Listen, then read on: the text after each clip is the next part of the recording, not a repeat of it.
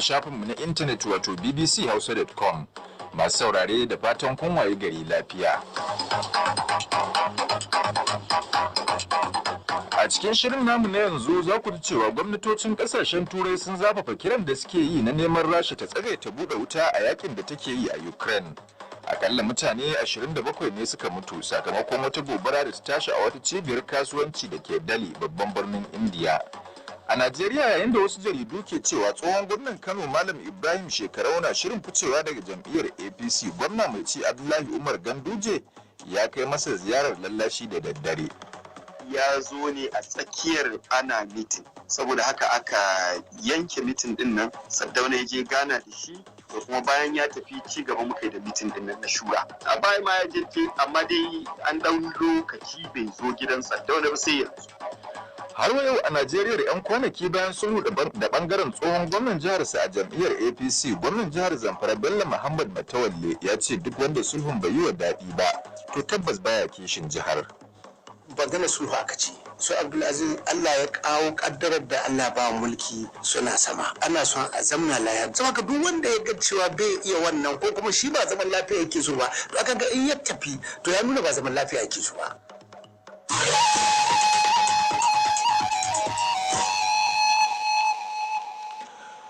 To muna tafa da dukkanin waɗannan, sannan za ku ji yadda masu hada-hadar dabbobi daga arewacin Najeriya suka umarci a dakatar da safarar kayayyaki zuwa kudu maso gabashin ƙasar da ma filinmu na ganiman hanya. Amma da farko ga labaran duniya tukuna, ni ne Imam Saleh. Gwamnatocin ƙasashen yammacin duniya sun zafafa kiran da suke yi na neman Rasha ta tsagaita buɗe wuta a yakin da take yi a Ukraine. A cikin wata tattaunawa ta wayar tarho ta tsawon sa'a guda, sakataren tsaron Amurka Lloyd Austin ya buƙaci takwaransa na Rasha Sergei Shoigu da ya aiwatar da shirin tsagaita wuta cikin gaggawa. Kakakin ma'aikatar tsaron Amurka ta Pentagon John Kirby kenan ke cewa wannan ne karan farko da aka yi irin wannan tattaunawa ta ranar 18 ga watan Fabrairu, kuma sakataren ya nemi a kawo ƙarshen yakin a kuma ci gaba da tattaunawa. Ita dai Moscow ta ce Amurka ce ta buƙaci a yi tattaunawar. Shi ma shugaban gwamnatin Jamus Olaf Scholz ya buƙaci a dakatar da faɗan a lokacin da ya zanta da shugaba Vladimir Putin na Rasha ta waya. Amurka ta ce tana neman ƙarin bayani daga Turkiyya bayan da shugaba Recep Tayyip Erdogan ya ce baya goyon bayan barin Finland da Sweden su shiga ƙungiyar tsaro ta NATO. Ana sa ran ƙasashen biyu za su miƙa takardar neman shiga ƙawancen na soji domin mayar da martani ga mamayar Rasha a Ukraine. Sai dai Mr. Erdogan ya ce wato yana adawa da matakin ne saboda sun baiwa kasashen na baiwa mutanen da Turkiyya ke kallo a matsayin 'yan ta'adda na Kurdawa mafaka. Kakakin ma'aikatar tsaron Amurka John Kirby ya ce Turkiyya ƙasa ce mai kima a wajen NATO, kuma Amurka na ƙoƙarin fayyace matsayinta. Ƙasashen duniya na ci gaba da yin kakkausan suka kan abin da 'yan sandan Isra'ila suka aikata a wurin jana'izar 'yar jaridar nan ta Falasɗinu Shirin Abu Akleh. Jami'an sun yi harbi tare da ture masu jana'iza, ciki har da masu ɗauke da gawarta, lamarin da ya sa gawar ta kusa faɗuwa. Fadar mulkin Amurka ta White House ta nuna rashin jin daɗinta kan abin da ya faru. We have all seen those images. They're obviously deeply disturbing. We regret the intrusion into what should have been. Mai magana da yawan fadar kenan Jan Saki ke cewa duk mun ga waɗannan hotuna suna da matuƙar tayar da hankali. Abu ne da ya kamata a ce ya gudana cikin lumana. Ƙungiyar Tarayyar Turai ta ce ta yi matuƙar karɓuwa da matakin na 'yan sandan Isra'ila, wanda ta bayyana a matsayin rashin mutunta ɗan adam. An kashe tsohuwar 'yar jaridar ta Al Jazeera Abu Akleh ne bayan wani sumame da Isra'ila ta kai gabar yammacin kogin Jordan da ta mamaye ranar Laraba. To kuna shan labaran duniyar ne daga nan sashen Hausa na BBC.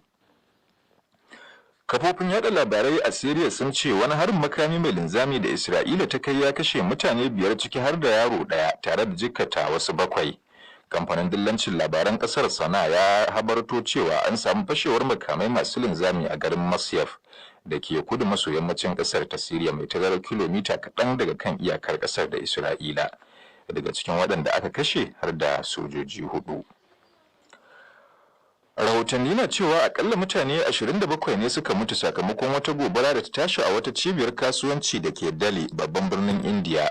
Jami'an agajin gaggawa sun farfasa tagogi tare da amfani da igiya wajen ceto mutane daga wani bene mai hawa 4 kusa da tashar jirgin ƙasa ta Munka a yammacin birnin.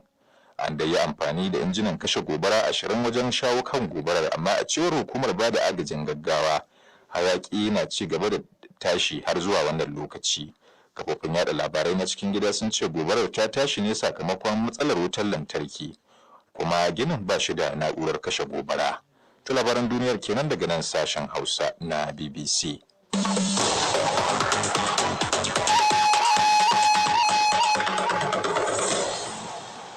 Yanzu kuwa bari mu je ga rahotanni, inda ministocin harkokin wajen kungiyar tsaro ta NATO za su haɗu a Berlin, babban birnin Jamus nan gaba, yayin da Sweden da Finland ke dab da shiga kungiyar kawancin ta kasashen yamma. Bayan kwashe shekaru suna zaman 'yan ba ruwanmu, kasashen biyu sun ga gagarumin sauyi a ra'ayin jama'ar su na buƙatar shiga kungiyar sakamakon mamayar da Rasha ke yi wa Ukraine. Daga ranar Juma'a Rasha ta katse wutar lantarkin da take sayarwa Finland bisa zargin kin biyan ta kuɗin wutar a baya. Ga Muhammad Anuru Muhammad da wannan rahoto. Tsawon gwamman shekaru kasashen na Finland da Sweden sun kasance kawayen kungiyar NATO na kurkusa, amma kuma ba tare da sun kasance mambobinta ba. Kasashen kungiyar da ba za su saurara ba ko kaɗan muddin Rasha ta suke ta kaiwa ɗaya daga cikin su hari, za su mayar da martani, kasancewar hakan zai zama tamkar wani hari ne akan dukkanin mambobin kungiyar gaba ɗaya. A kwanakin da ke tafa ne dai 'yan kasashen na Finland da Sweden za su yanke shawara ta ƙarshe kan batun shigar kasashen cikin kungiyar ƙawancen, maimakon zama a gefe su cika ladan su dungudungu. Idan har kasashen suka shiga, to kenan zai kasance Rasha za ta fuskanci mambobin NATO tun daga yankin tekun Arctic har zuwa Bahar Aswad, wato bakin teku. Daman kuma fadan da gwamnatin Rasha ke yi shine cewa ƙara girma ko faɗaɗar NATO wata tsokana da ƙarin barazana ce ga tsaronta, abinda ta lashe takobin mayar da martani a kai. Dole ne dai dukkanin kasashen ƙungiyar tsaron ta NATO 30 su amince da buƙatar shigar ta Finland da Sweden da murya ɗaya kafin ta samu karɓuwa.